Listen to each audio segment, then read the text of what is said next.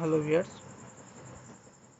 Chemical class 11 এর chemical bonding ও molecular স্ট্রাকচারের part 1 এর কিছু এমসিকিউ প্রশ্ন উত্তর আলোচনা করা হয়েছিল। আজ তারপর থেকে কিছু প্রশ্ন আলোচনা করব। দেখো, আগের দিনের 5 নম্বর কোশ্চেন কী ছিল, বলেছিল যে কোনটি সবচেয়ে সহজে ধ্রুবায়িত হয়। কী বলেছে যে 5 নম্বরটি কী বলেছে, দেখো, কোনটি সবচেয়ে সহজে ধ্রুবায়িত হয়, এটা ছিল আগের দিনের লাস্ট কোশ্চেন। উত্তর ছিল ইয়েস, 2-। আজকে 6 নম্বর কোশ্চেন শুরু হবে। 6 নম্বর কোশ্চেন বলেছে সিগমা বন্ধনযুক্ত MX3 অণুটি টি আকৃতি বিশিষ্ট অণুটিতে নিঃসঙ্গ ইলেকট্রন জোড়ের সংখ্যা কতগুলি। এবার আমরা জানি যে কোনো একটা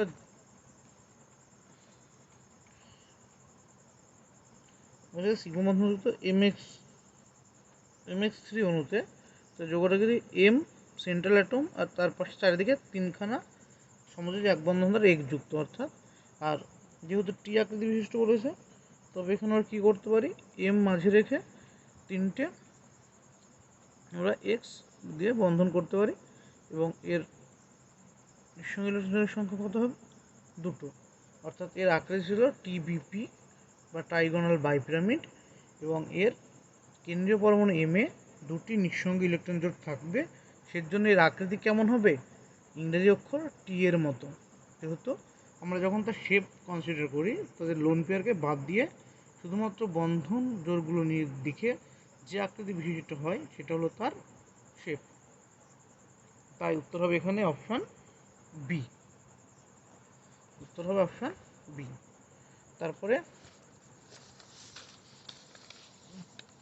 তারপরে বলেছে 7 নম্বর কোশ্চেনে বলেছে I3+ এবং I3- আয়নে কেন্দ্রীয় আয়োডিন পরমাণুর সংকরায়ন অবস্থা যথাক্রমে কী কী হবে।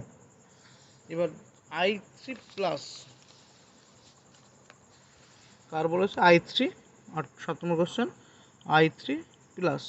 তো I3+-এর কেন্দ্রীয় পরমাণু কী হবে, এখানে শুধু আই একাই মৌল আছে, তাই একে আমরা লিখতে পারি এইভাবে I.I2+, অর্থাৎ একটা আয়োডিন কোথায় থাকবে, কেন্দ্রে থাকবে এবং বাকি দুটো আয়োডিন পরমাণু আইকে ঘিরে চারিদিকে থাকবে।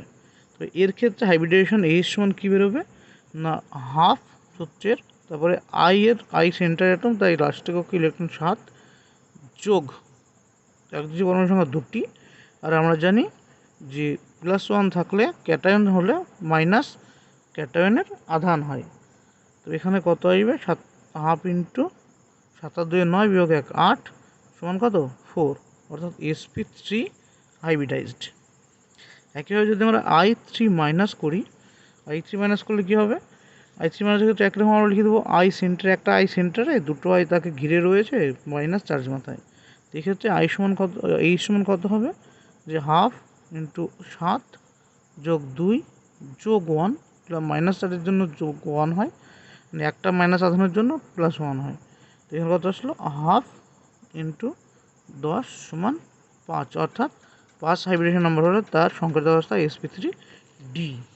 অর্থাৎ এখানে কী পেলাম, I3+ এর সংকরণ অবস্থা পেলাম sp3 এবং I3- এর সংকরিত অবস্থা পেলাম sp3d, অর্থাৎ অপশান এ ইজ কারেক্ট। অর্থাৎ 7 নম্বর কোশ্চেনের উত্তর কী হলো, অপশান নাম্বার এ।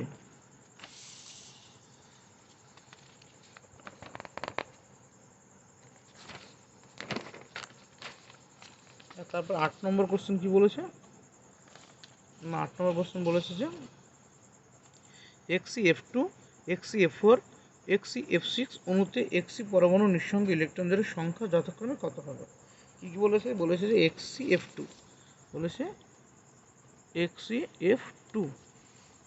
তো কেন্দ্রীয় পরমাণু নিঃসঙ্গ ইলেকট্রন জোড় বের করতে আমাদের প্রত্যেকে কী বের করতে হবে, সংকরিত অবস্থা H বের করতে হবে। তো এখানে Xcf2 H সমান কত হবে, হাফ সূত্রে এর কেন্দ্রীয় পরমাণু কী আছে, জেননের হচ্ছে একটি নিষ্ক্রিয় গ্যাস, তাই লাস্ট করে কত ইলেকট্রন, 8 ইলেকট্রন। তো ঘিরে রয়েছে 2টি ইলেকট্রন, এই 2টি ফ্লোরিন আয়ন, 2টি ফ্লোরিন।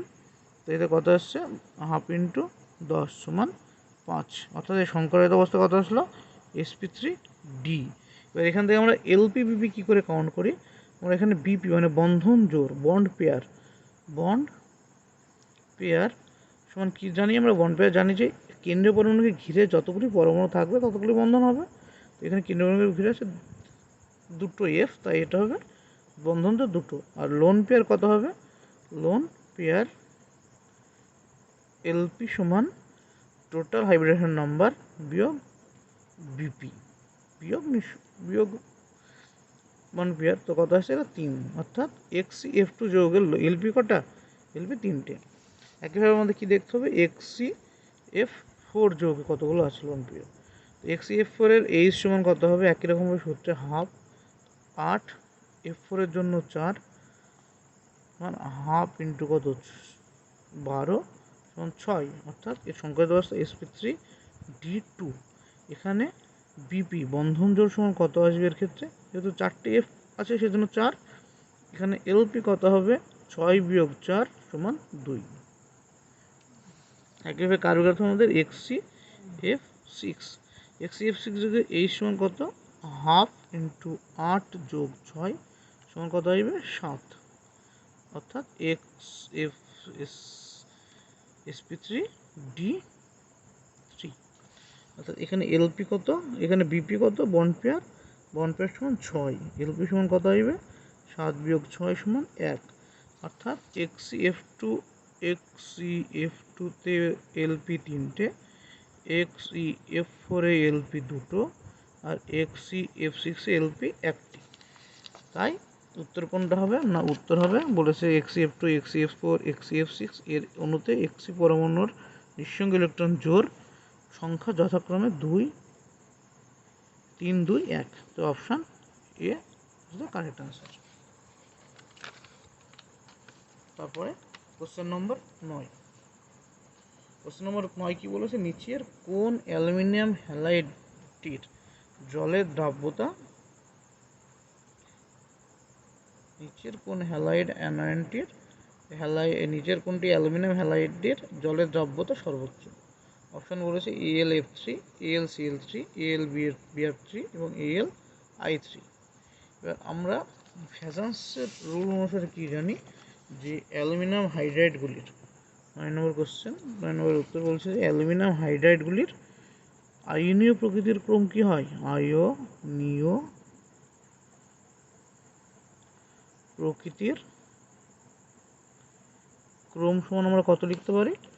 কী লিখতে পারি? আয়নীয় প্রকৃতির ক্রম হচ্ছে AlF3 সব থেকে বেশি আয়নীয়, তারপরে AlCl3, তারপরে AlBr3, তারপরে AlI3। অর্থাৎ AlF3 কি হলো? আয়নীয় চরিত্র সর্বাধিক, আয়নীয় চরিত্র সর্বাধিক। এবার আমরা কি জানি? আয়নীয় যৌগগুলো কিসে দ্রাবিত হয়? পোলার দ্রাবক, অর্থাৎ জলে দ্রবীভূত হবে। আর এটা কি? এটা হচ্ছে সমযোজী চরিত্র সর্বাধিক বা আয়নীয় চরিত্র সর্বনিম্ন।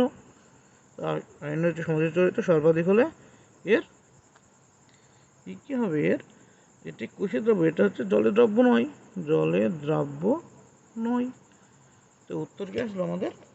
যে AlF3, অর্থাৎ উত্তর কি আসলো? অপশন নম্বর এ, AlF3, অর্থাৎ 9এরটা অপশন নম্বর এ।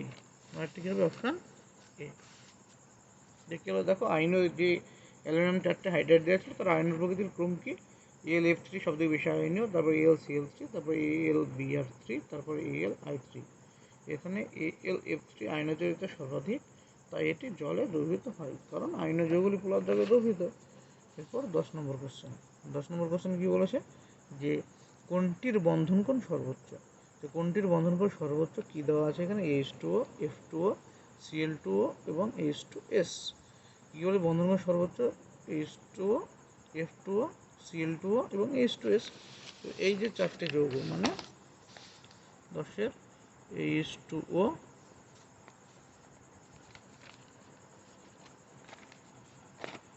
F2O, Cl2O এবং H2S, এই যে 4টে যৌগের মধ্যে কার বন্ধন কোণ সর্বোচ্চ? এটা আমরা কি করে বলতে পারবো? না, যেহেতু এখানে প্রত্যেকে বলতে এই 3টের ক্ষেত্রে বলতে পারি আমরা, যেহেতু প্রত্যেকে 3টে কেন্দ্রীয় পরমাণুতে কী রয়েছে? অক্সিজেন রয়েছে, এবং বাইরে কী কী রয়েছে? এর ক্ষেত্রে আছে H, এর ক্ষেত্রে আছে ফ্লোরিন, এর ক্ষেত্রে আছে স্টিল, মানে এটা প্রান্তীয় পরমাণু। প্রত্যেকের কেন্দ্রে আছে তিনজনের, প্রত্যেকের কেন্দ্রে আছে কি অক্সিজেন এবং প্রান্তে আছে hydrogen, oxygen, chlorine, hydrogen, fluorine আর ক্লোরিন। যেহেতু প্রান্তীয় পরমাণুগুলোর মানে এদের প্রান্তীয় পরমাণুর ইলেকট্রোনেগেটিভিটির ক্রম কি না এফ সর্বাধিক, তারপরে সিএল, তারপরে এইচ। এটা হলো কি এদের প্রান্তীয় যে তিনটে যৌগ ছিল H2O, F2O এবং Cl2O, এদের প্রান্তীয় পরমাণুগুলির ইলেকট্রোনেগেটিভিটির ক্রম। তাই আমরা VACPR মানে valence shell electron pair repulsion theory এই অনুসারে বলতে পারি এদের এই এর সূত্রের তৃতীয় সূত্র অনুসারে আমরা কি বলতে পারি, তৃতীয় সূত্রানুসারে বলা যায়, তৃতীয় সূত্র অনুসারে কি বলা যায় না বলা যায় এদের বন্ধন কোণের এদের বন্ধন কোণের সঠিক ক্রম হওয়া উচিত।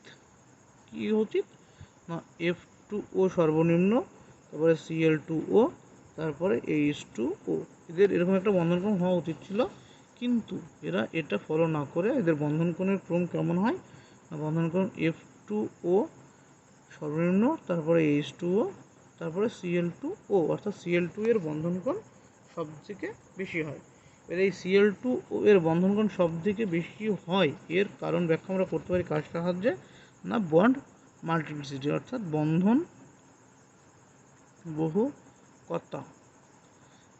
বহুকতার সাহায্যে আমরা এদের এই সঠিক বন্ধনক্রম মানে এই বন্ধনক্রমটা কেন হলো সেটা আমরা ব্যাখ্যা করতে পারি। তো এখানে কি বলতে যাচ্ছে যে বলছে যে এই যৌগ কার ক্ষেত্রে Cl2 এর ক্ষেত্রে যে সবার থেকে বন্ধনক্রম বেশি হয় কেন কার ক্ষেত্রে Cl2O। এদের যদি আমরা গঠন দেখি এদের গঠন কেমন, মাঝে ও থাকে, দুই দিকে দুটো Cl পরমাণু থাকে, এদের নিঃসঙ্গ ইলেকট্রন দুটো, এর ক্ষেত্রে নিঃসঙ্গ ইলেকট্রন কটা ছটা, আর নিঃসঙ্গ ইলেকট্রন ছটা, জোর তিনটে, এরকম তো গঠন। তবে এই যে অক্সিজেন পরমাণু রয়েছে এই অক্সিজেন পরমাণুতে কি আছে যে এই পূর্ণ টুপি কক্ষ কি আছে পূর্ণ আছে, এবং Cl পরমাণুর ক্ষেত্রে কি আছে 3D কক্ষ কি আছে ফাঁকা আছে। আমরা যদি ইলেকট্রন বিন্যাস করি তখন দেখবো যে Cl এর ক্ষেত্রে 3D কক্ষ থাকে এবং সেটা কি থাকে ফাঁকা থাকে, অক্সিজেনের ক্ষেত্রে টুপি কক্ষ কি আছে পূর্ণ আছে। তবে তখন কি হয় এই যে ফাঁকা কক্ষ আর পূর্ণ কক্ষ থাকার জন্য এখানে পিপাই ডিপাই মানে এর সাথে এর একটা কি বন্ধন সৃষ্টি হবে, একটা অসমযোজী বন্ধন তৈরি হবে। মানে কেমন বন্ধন হবে, পিপাই ডিপাই একটা অসমযোজী বন্ধন তৈরি করবে, এবং এর ফলে কী হবে এখানে এটা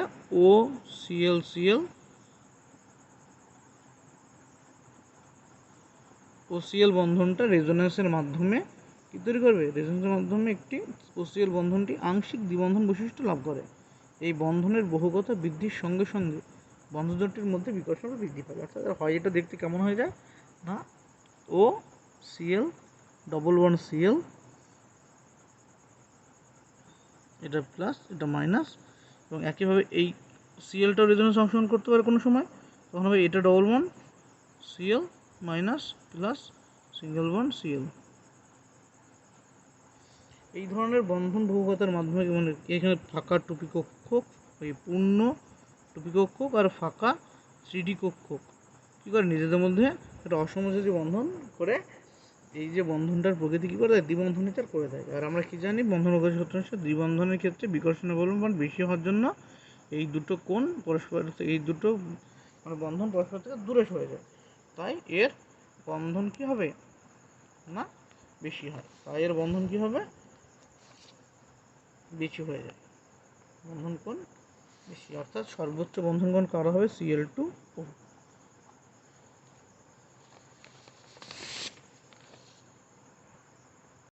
এবার 11 নম্বর কোশ্চেনে কি বলেছে যে কোন যৌগটির বন্ধনের কোনো দিক নেই, কোন যৌগটির বন্ধনের কোনো দিক নেই। আর আমরা সাধারণত কী করি বন্ধনের কারো দিক থাকে না, কোন ধরনের যৌগ দুই ধরনের হয় সমযোজী যৌগ আর তড়িৎযোজী যৌগ জেনারেলি, আর একটা হচ্ছে অসমযোজী যৌগ। কিন্তু সমযোজী যৌগের ক্ষেত্রে বন্ধনের নির্দিষ্ট অভিমুখ রয়েছে। যৌগ দুই প্রকার, একটা হচ্ছে কি 1 নম্বর সমযোজী যৌগ,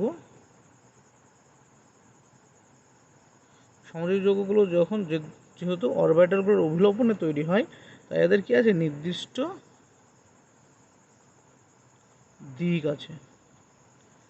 আর তড়িৎজয়ী যৌগগুলোর ক্ষেত্রে কী হয়, তড়িৎজয়ী যৌগগুলোর ক্ষেত্রে আয়ন গঠনের মাধ্যমে যৌগ তৈরি হয় এবং এদের আয়নের যে ইন্টারাকশন মানে ক্যাটায়ন আর অ্যানায়নের যে ইন্টারাকশন সেটা যে কোনো দিক থেকে হতে পারে, তাই এদের বন্ধনের নির্দিষ্ট কোনো দিক নেই, কোনো দিক নেই।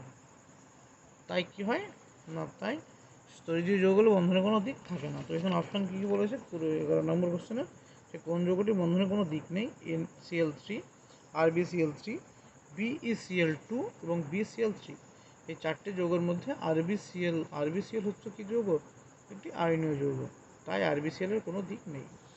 এবার কী বলেছে তারপরে কোশ্চেন 12 নম্বর কোশ্চেন, অক্সিজেন, এই 12 নম্বর অক্সিজেন নয়, এটা OPM অর্থাৎ অর্থ প্যারা এবং মেটা ডাইক্লোরোবেনজিনের ডাইপোল মোমেন্টের ক্রম কী।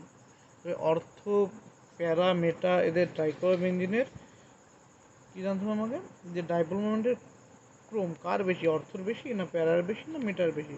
তো এটা জানতে হলে আমাদের প্রথমত কী জানতে হবে, প্রথমে জানতে হবে এদের স্ট্রাকচার কেমন হয়। এটা হচ্ছে কত নম্বর কোশ্চেন, 12 নম্বর কোশ্চেন, এদের স্ট্রাকচার কেমন হয়। স্ট্রাকচার প্রথম হচ্ছে যে বলেছে ডাইক্লোরোবেনজিন, তো বেনজিনের স্ট্রাকচার কেমন হয় জানি আমরা, এটা বেনজিনের স্ট্রাকচার। এটা যেহেতু ডাইক্লোরো অর্থ ডাইক্লোরো মানে অর্থ আমরা বলছেন এটাকে জানি অর্থ, এখানে যদি একটা বেনজিন রিংয়ে একটা সেল থাকে বেনজিন রিংয়ে, তো এই পজিশনটা আর এই পজিশনটাকে বলে অর্থ পজিশন, এই পজিশন আর এই পজিশনটাকে বলে মেটা পজিশন, আর লাস্ট বিপরীত পজিশনটাকে বলা হয় প্যারা পজিশন। তো এটা কী যোগ, এটা হচ্ছে অর্থ ডাইক্লোরোবেনজিন। একইভাবে সিএল এটা হলে এটা সিএল দিয়ে থাকে তখন তাকে বলে মেটা ডাইক্লোরো বেনজিন, মানে ডাইক্লোরো বেনজিন, এটা মেটা ডাইক্লোরো বেনজিন। একইভাবে কার স্ট্রাকচার পাবো আমরা, প্যারা ডাইক্লোরো বেনজিনের স্ট্রাকচার পাবো সিএল সিএল, কি প্যারা ডাইক্লোরো বেনজিন। এই অর্থ ডাইক্লোরোবেনজিন, প্যারা ডাইক্লোরোবেনজিন না মেটা ডাইক্লোরোবেনজিন কার সবথেকে বেশি দ্বিমেরুভ্রামক হবে। তবে আমরা কি জানি এখানে এই যে যৌগটার ক্ষেত্রে এখান থেকে সিএল বেশি তড়িৎঋণাত্মক, তাই সিএল এর দিকে কী কাজ করবে, একটা ডাইপোল মোমেন্ট মিউ কাজ করবে, তো এখান থেকে এই সিএল এর দিকে একটা ডাইপোল মোমেন্ট মিউ কাজ করবে। এবার এই যৌগটার অর্থাৎ অর্থ ডাইক্লোরোবেনজিনের নিট ডাইপোল মোমেন্টের মান কত হবে, নিট ডাইপোল মোমেন্টের মান হবে এই দুটো ভেক্টরের, অর্থাৎ এগুলো ডাইপোল মোমেন্ট ভেক্টর আছে, এই দুটো ভেক্টরের ভেক্টর সামেশন। এবার ভেক্টরের ভেক্টর যদি দুটো ভেক্টর কোণ করে থাকে, এখানে কোণ কত, এই দুটো অর্থ পজিশনের মধ্যে কোণ হচ্ছে 60 ডিগ্রি। তো অর্থ পজিশনের মধ্যে কোণ যদি 60 ডিগ্রি হয় তাহলে 60 ডিগ্রি কোণে দুটি ভেক্টর, মানে কেমন ভেক্টর, এই বরাবর একটা ভেক্টর রয়েছে মিউ আর এই বরাবর একটা ভেক্টর রয়েছে মিউ। তো এই দুটো কোণের যোগফল কত পাওয়া যায়, এই মিউর যোগফল মিউ নেট এর সূত্র কি না, তো সূত্র হচ্ছে √ওভার μ1 স্কোয়ার যোগ μ2 স্কোয়ার যোগ 2 μ1 μ2 cos থিটা। এটা হচ্ছে ডাইপোল মোমেন্টের, যদি কোনো দুটো ডাইপোল মোমেন্ট পরস্পরের মধ্যে কী থাকে বা দুটো ভেক্টর রাশি পরস্পরের থেকে থিটা কোণ করে উপস্থিত থাকে, তখন তাদের ভেক্টর যোগফল। তো আমরা অর্থ ডাইক্লোরের মানে মিউ অর্থ কত, মিউ অর্থ সমান আমরা লিখতে পারি √ওভার, যেহেতু এখানে দুটোই সিএল বন্ড সেজন্য এর মিউর মান কী হয়, দুটোই সমান, তার এটা মিউ স্কোয়ার যোগ 2 মিউ cos 60 ডিগ্রি। এখান থেকে আমরা কী লিখতে পারবো, 2 মিউ স্কোয়ার যোগ 2 মিউ স্কোয়ার cos 60 মান কত, cos 60 মান হচ্ছে 1/2, তো cos 60 মান 1/2 হলে এই 2 কাটবে, তো কত হবে এটা √ওভার 3 মিউ স্কোয়ার, অর্থাৎ মিউ বাইরে আসবে মিউ√3। তো অর্থ যে ডাইক্লোরোবেনজিনের অর্থাৎ মিউ অর্থের মান কত আসলো, মিউ ইন্টু √3। একইভাবে আমাদের বাকি দুটোরও ডাইপোল মোমেন্ট ক্যালকুলেশন করতে হবে। মেটা ডাইক্লোরোবেনজিনের ক্ষেত্রে, মেটা যৌগের ক্ষেত্রে যে দুটো ভেক্টর কোয়ান্টিটি থাকে, মানে একটা আর এই দিকে একটা ভেক্টর কোয়ান্টিটি, এই দুটোর মধ্যে কোণ কত হয় 120 ডিগ্রি, এটাও মিউ এটাও মিউ। তো এখানে মিউ মেটা ইকুয়াল টু আমরা কী লিখতে পারি, মিউরের সময় ডিরেক্টের সময় লিখতে পারি যে মিউ স্কোয়ার আর মিউ স্কোয়ার মানে 2 মিউ স্কোয়ার যোগ টু মিউ স্কোয়ার কজ কত হবে 120 ডিগ্রি সমান root over two mu square cos 120 মান কত 2 টু মিউ স্কোয়ার ইন্টু এর মান কত -1/2, অর্থাৎ এখান থেকে কত পাবো আমরা 2 কাটলো, এখানে মাইনাস মাইনাস চিহ্ন মাইনাস হয়ে যাবে, টু মিউ স্কোয়ার বিয়োগ করলে মিউ স্কোয়ার সমান করে পেলাম মিউ, অর্থাৎ মিটার ই কত পেলাম ডাইপোল কত পেলাম আমরা মিউ। একইভাবে আমাদের কাজ চেক করতে হবে প্যারা ডাইক্লোরোবেনজিনের মিউ নেট চেক করতে হবে। তা কী পেয়েছি আমরা ওদিকে মিউ অর্থের মান কত পেয়েছি না μ√3, মিউ মেটার মান কত পেয়েছি মিউ। একইভাবে কার করতে হবে আমাদের প্যারা,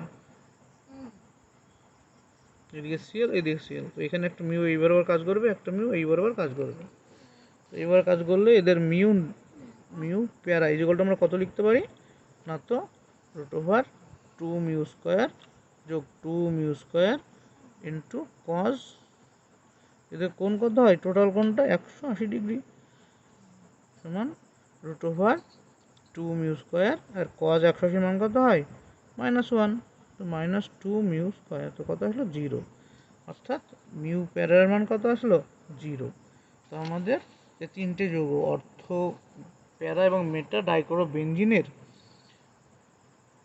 ডাইপোল মোমেন্টের সঠিক ক্রম কার হবে কোনটা টার্বিন সব দিকে বেশি, এই মানটা সব দিকে বেশি, অর্থাৎ মিউ 0 গ্রেটার দেন সব দিকে, তারপরে মিউ এম, তারপরে মিউ পি, অর্থাৎ আমাদের এখানে উত্তর কী হবে না উত্তর হবে এখানে অপশন 1 কি বলছে অর্থ সব দিকে বেশি, তারপরে প্যারা, তারপরে মেটা, কিন্তু অ্যাকচুয়ালি কী হয় সব থেকে বেশি কার হয় অর্থ, তারপরে মেটা, তারপরে প্যারার, তো কার আছে সব থেকে বেশি অর্থ এটা মেটা প্যারা, অর্থাৎ অপশান ডি অর্থ সব থেকে বেশি, তারপরে মেটা, তারপরে প্যারা, অর্থ সব থেকে বেশি, তারপরে মেটা, তারপরে প্যারা, এটা হচ্ছে সঠিক ক্রম, তাই উত্তর অপশন নাম্বার ডি। বোঝা গেছে? যদি কোথাও কোনো সমস্যা হয় তবে আমাকে কমেন্টে জানাবে, আমি তোমাদের যতটা সম্ভব ওটা সমস্যাটা সমাধান করে দেব। আর প্রত্যেককে অনুরোধ করব তোমরা চ্যানেলটি সাবস্ক্রাইব করবে এবং বন্ধুদের মধ্যে শেয়ার করবে। তারপরে কোশ্চেন হচ্ছে 13 নম্বর কোশ্চেন বলছে কোন যৌগের দ্বিমেরু ভ্রামক সর্বোচ্চ। 13 নম্বর বলছে কোন যৌগটির দ্বিমেরু ভ্রামক সর্বোচ্চ, কে BF3 NH3 NF3 না B2H6। কী বলেছে না অপশান এতে কি বলেছে BF3, অপশান বিতে কি বলেছে অপশান বিতে বলেছে NH3, অপশান সিতে বলেছে কত NF3, অপশান ডিতে বলেছে B2H6। তো আমাদের ডাইপোল মোমেন্ট চেক করতে আমাদের মেন কাজ কি, মেন কাজ আমাদের স্ট্রাকচার রাখা, সেই যৌগটা স্ট্রাকচার যদি আমরা রাখতে পারি সঠিকভাবে তাহলে তাদের ডাইপোল মোমেন্টের মান কী হবে আমরা বুঝতে পারবো।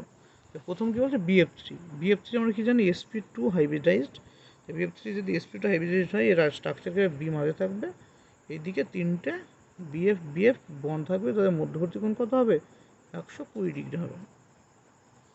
একেবারে NH3 কী হবে NH3 হচ্ছে sp3 হাইব্রিডাইজড, যেটা আমরা হাইব্রিডেশন বের করি কী করে, এটা এন এর মান এনের হাফ ইন্টু এনের রাজকীয় ইলেকট্রন 5টি যোগ 3, 5 যোগ 3 8/2 মানে 4 হলে হাইব্রিডেশন অবস্থা কত হয় সংকরিত অবস্থা হয় sp3, অর্থাৎ sp3 হাইব্রিডাইজ যার LP BP কতগুলো থাকে 3টে আর 0, অর্থাৎ LP থাকে 0 আর BP থাকে 3টে, তো 3টে এরকমভাবে অ্যালাইনমেন্ট থাকে এদের NH বন্ধনগুলো এবং একটা কী থাকে লোন পেয়ার। একইভাবে NF3 কত কী হয় sp3 হাইব্রিডাইজ, কারণ N এর লাস্টে 5টি, 5 যোগ 3 8, 8/2 মানে 4 sp3 হাইব্রিডাইজড। তো এরও কী হবে একই রকম গঠন স্ট্রাকচার হবে NH3-র মতোই দেখতে, শুধুমাত্র ডিফারেন্ট কি এর প্রান্তীয় পরমাণুগুলো ফ্লোরিন আর এর প্রান্তীয় পরমাণুগুলো হাইড্রোজেন। আর B2H6-এর গঠন কি B2H6 মানে BH3টা ডাইমার রূপে রয়েছে, অর্থাৎ B এখানে, এদিকে একটা H, এদিকে একটা H, এই B এখানে H, এখানে H, এখানে H, এখানে H, এই তো BH3 গঠন, একটা বন্ধন এরকম থাকে, এরকমভাবে একটা গঠন তৈরি করে BH3 গঠন। তো এগুলো এই প্রত্যেকটা 4টে যৌগ আলাদা আলাদা স্ট্রাকচার আমরা পেয়ে গেছি। এবার দেখবো যে ডাইপোল মোমেন্ট কেমন হবে। BF3 যৌগের B থাকে সেন্টারে, F থেকে প্রান্তে, তবে কার ইলেকট্রন বেশি, F এর ইলেকট্রন বেশি হওয়ার জন্য দ্বিমেরু ভ্রামক কোন দিক থেকে ক্রিয়াশীল আমরা জানি, দ্বিমেরু ভ্রামক লেস ইলেকট্রোনেগেটিভ মৌল থেকে মোর ইলেকট্রোনেগেটিভ মৌলের দিকে যায়। অর্থাৎ এই ধরনের BF3 ক্ষেত্রে তিনটে ডাইপোল মোমেন্ট পাবো, আমরা তিনটে আলাদা আলাদা ডাইপোল মোমেন্ট পাবো। তাই BF3 মিউ নেট মানে ডাইপোল মোমেন্টের নেট যোগফল কী পাবো, এই যে তিনটে ভেক্টর রয়েছে এদের ভেক্টর সাম করতে হবে। তবে এর ক্ষেত্রে BF3 ক্ষেত্রে কী হলো, যে তিনটে বি থেকে এফের দিকে তিনটে ডাইপোল মোমেন্ট তিন দিকে থাকে, প্রত্যেকটা এর মধ্যে কোণ কত হয় 120 ডিগ্রি। তো এখান থেকে আমরা বলতে পারি যে কোনো দুটি মানে এই ভেক্টরটা আর এই ভেক্টরটা যদি আমরা যোগ করি, মানে এই দুটো যদি আমরা যোগ করি বন্ধন কোণ কত 120 ডিগ্রি, তো এই দুটো যোগ করলে এদের যোগফলের মান সামেশন সে একই রকম সূত্র অনুসারে করতে হবে। মিউনেট এই দুটোর মিউনেট সমান কত হবে না √, এটা স্কোয়ার যোগ এটা স্কোয়ার ইন্টু 2 এটা গুণ এটা কস থিটা। তো করলে আমরা কী পাবো, এটার এই দুটো যোগফলের মান কত পাবো, মিউ পাবো, এবং যেটার মান কার সাথে সমান হবে, এই 3 নম্বরের মানের সাথে সমান হবে। এটা যদি মিউ হয় যে দুজনের ভেক্টর সাম, মানে অ্যাকচুয়ালি বলছে BF3 যৌগের তিনটে BF বন্ধনে তিনটে ডাইপোল মোমেন্ট কাজ করে। এই তিনটে ডাইপোল মোমেন্টের যে কোনো দুটি ডাইপোল মোমেন্টের ভেক্টর যোগফল, যে কোনো দুটো ভেক্টর যোগফল কী হয়, অপর ভেক্টরের সাথে সমান এবং বিপরীতমুখী হয়। তো BF3 যৌগটা কেমন আসছে, বি মাঝে এদিকে এফ, এদিকে এফ, তিন দিকে এফ। তো এই বরাবর কি একটা মিউ কাজ করবে, এটার নাম মিউ, দিলাম কত মান মিউ। এই বরাবর একটা থাকবে, এটার মান কত মিউ। এই বরাবর একটা থাকবে, এটার মান কত মিউ। তবে বলছে কি এই দুটো ভেক্টরের যদি আমি কী করি যোগফল করি, তার দিক কী হবে, এই দিক দুটোর মাঝ বরাবর দিক হবে, এবং তার মান কত হবে, এটার মান সমান আমরা লিখতে পারি √, এটা স্কোয়ার যোগ এটা স্কোয়ার অর্থাৎ 2 মিউ স্কোয়ার যোগ 2 মিউ স্কোয়ার কস 120 ডিগ্রি। এর কস 120 ডিগ্রির মান কত, 2 মিউ স্কোয়ার 1 মান minus half plus 2 mu square into half minus half, minus half করলে 2 কাটলো, আর এখান থেকে কী থাকবে বিয়োগ করলে মিউ স্কোয়ার √ তার মান মিউ। অর্থাৎ এই ভেক্টরটার মান কত আসলো মিউ, যেটা অপর একটি ভেক্টর মানে এই ভেক্টরটার কি সমান এবং বিপরীতমুখী। তো আমরা কি জানি সমান ও বিপরীতমুখী দুটি সমান মানের ভেক্টর যদি বিপরীতমুখী হয় তখন তাদের যোগফল কত হয় 0। অর্থাৎ BF3 যৌগের মিউ নেট কত আসলো 0। অর্থাৎ BF3 কি একটি নন পোলার। এখানে যদি আমরা NH3 যৌগ দেখি, NH3 যৌগের N এবং লোন পেয়ারের দিকে একটা ডাইপোল মোমেন্ট কাজ করবে, এবং NH বন্ধনের NH ইলেকট্রনেটি H এর থেকে বেশি হয়, এই দিক থেকে এই দিকে ডাইপোল মোমেন্ট যাবে, এই দিক থেকে এই দিকে যাবে, এদিক থেকে এদিকে, অর্থাৎ সবগুলো কী হবে এনের দিকে হবে। এবং এই তিনটের সামেশন অপরটার দিকে যে নাইট্রোজেন আর লোন পেয়ারের যে ভেক্টরটা আছে, মানে ডাইপোল মোমেন্টের যে ভেক্টরটা আছে তার সাথে সামেশন হয়ে যাবে, কারণ সবগুলোই উপর দিকে টোটালটা হয়ে যাবে কি যোগ হয়ে যাবে। অর্থাৎ এই তিনটের ভেক্টর যোগ তার সাথে এটার যোগ, টোটাল মিউনেটের মান কী হবে অপেক্ষিক বেশি হয়ে যাবে। আর এটার ক্ষেত্রে কি হয় না, এটার ক্ষেত্রে নাইট্রোজেন লোন পেয়ারের এই বরাবর একটা ভেক্টর কাজ করে, মানে আমরা কি জানি না লোন পেয়ারের দিকে সবসময় কী কাজ করে মোমেন্টাম কাজ করে। এর ক্ষেত্রে মোমেন্টাম কোন দিকে আসবে, এন থেকে এফের দিকে, এক্ষেত্রে এন থেকে এফের দিকে, এখানে এন থেকে এফের দিকে। অর্থাৎ NF তিনটের মোমেন্টাম কোন দিকে কাজ করে নিচের দিকে, আর একটা উপরের দিকে। তবে এদের মিউ নেট ঠিক আছে তুলনামূলক, মানে উপরে দুটো মোমেন্ট একটা হচ্ছে উপরের দিকে নিচে দিকে, কিন্তু সমান নয়, এরা পরস্পর ক্যান্সেল আউট করছে না, কিন্তু এদের মানটা তুলনামূলক কী হয়ে যাচ্ছে কমে যাচ্ছে, কী হচ্ছে কমে যায়। এর ক্ষেত্রে মানটা মিউনেটের মানটা কী হয় বেড়ে যায় এদের গঠনের জন্য। আর এই যৌগটার ক্ষেত্রে কত হয় মিউনেট 0 হবে। তো ডাইপোল মোমেন্ট সব থেকে বেশি কার আসলো না NF3 যৌগের নয় NH3 যৌগের ডাইপোল মোমেন্ট সব থেকে বেশি আসলো। তারপরে 14 নম্বর প্রশ্ন কী বলছে, কার আকৃতি সরলরৈখিক নয়।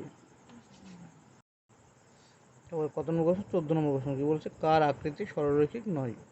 CN2 OCN মাইনাস XCF2 এবং S3 2 তবে এদের কার অনুগঠন সরলরেখা নয় দেখতে হলাম কি দেখতে প্রত্যেকের স্ট্রাকচার দেখতে হবে।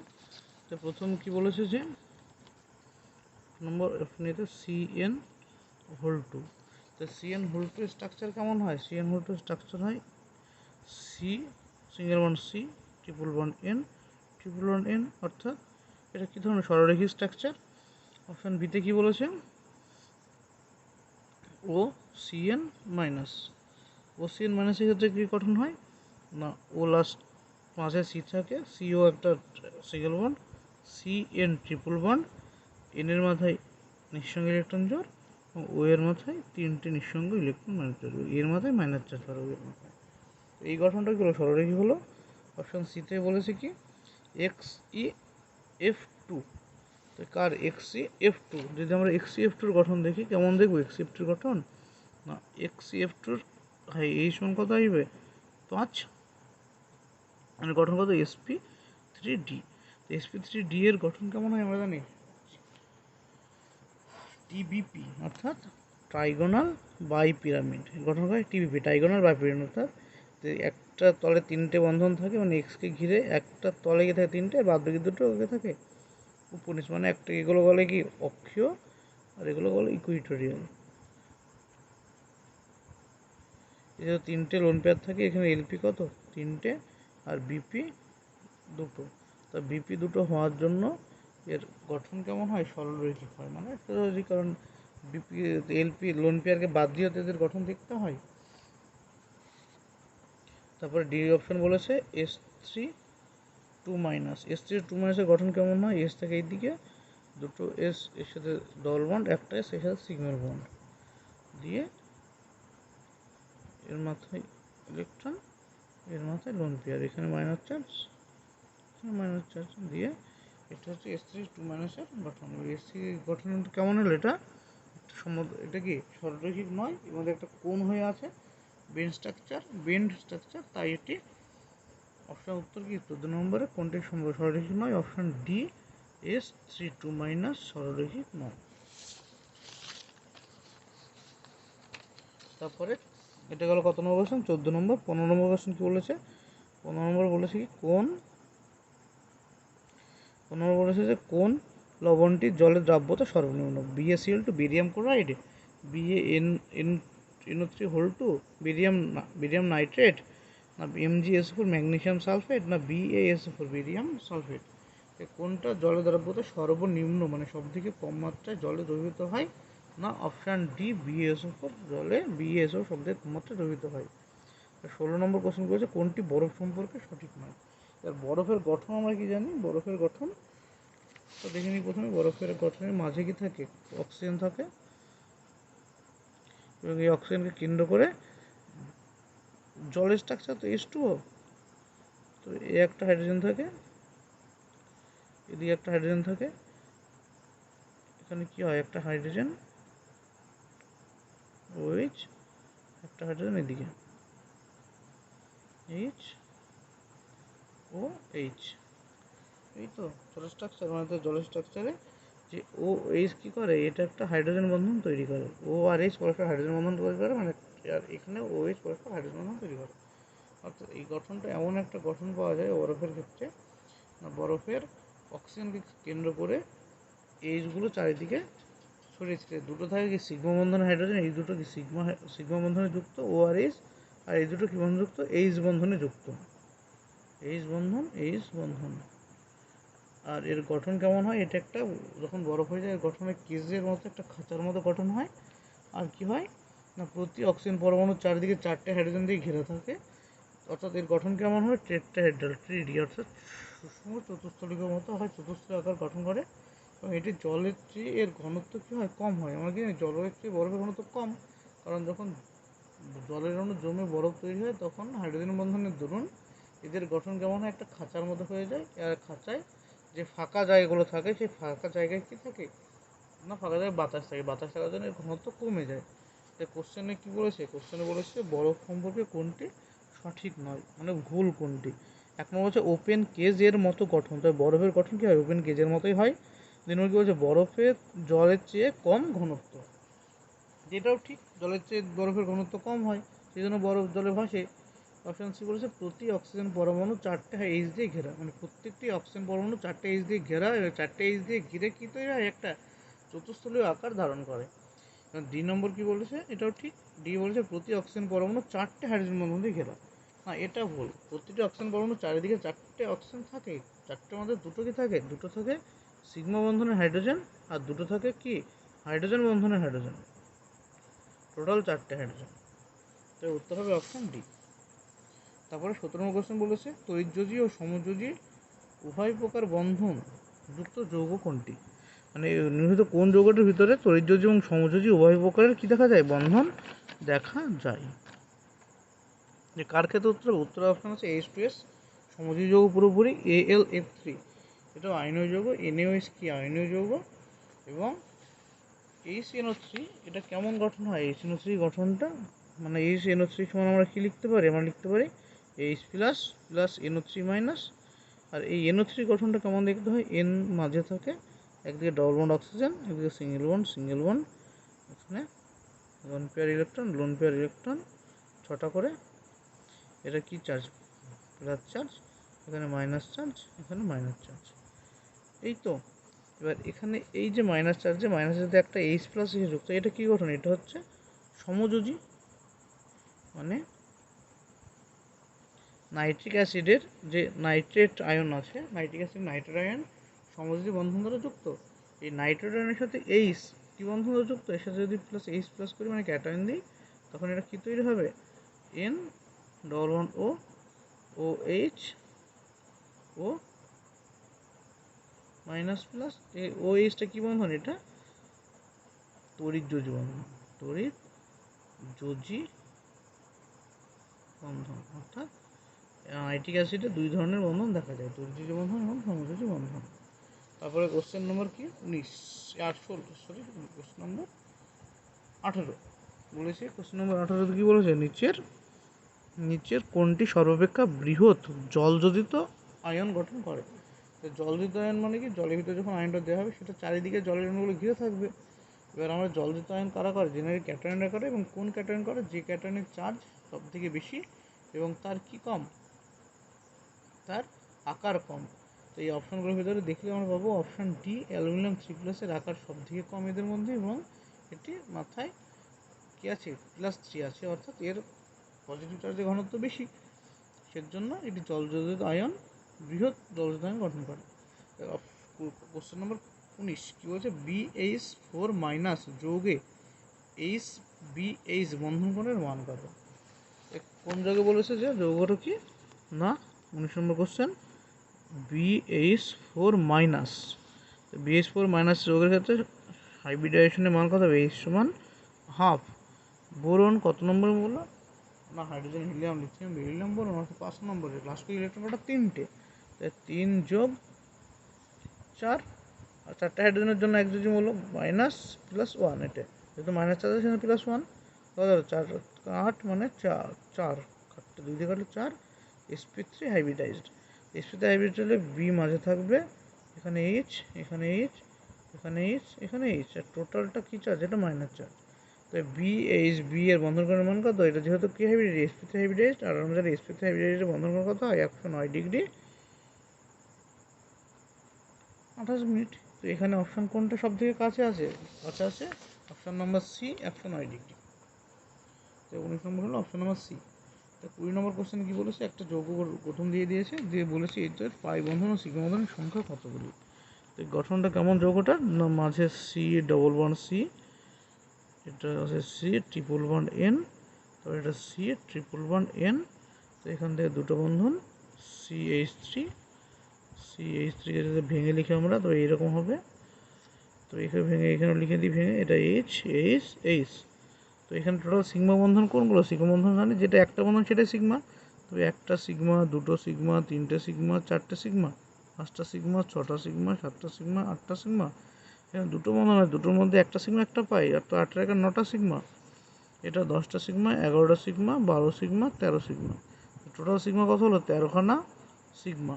আর পাই বন্ধন কটা, এখানে কটা, তিনটে বন্ধনের মধ্যে একটা সিগমা দুটো পাই, একটা সিগমা দুটো পাই, তো একটা দুটো তিনটে চারটে, আর এখানে একটা 5টা, টোটাল 5 পাই। তবে এই যৌগটার ভিতরে এই যৌগটা কী ছিল, যৌগটা C double bond C, C triple bond N, C triple bond, C triple bond N. আর এদিকে সিএইচ থ্রিকে ভেঙে লিখলে এরকম,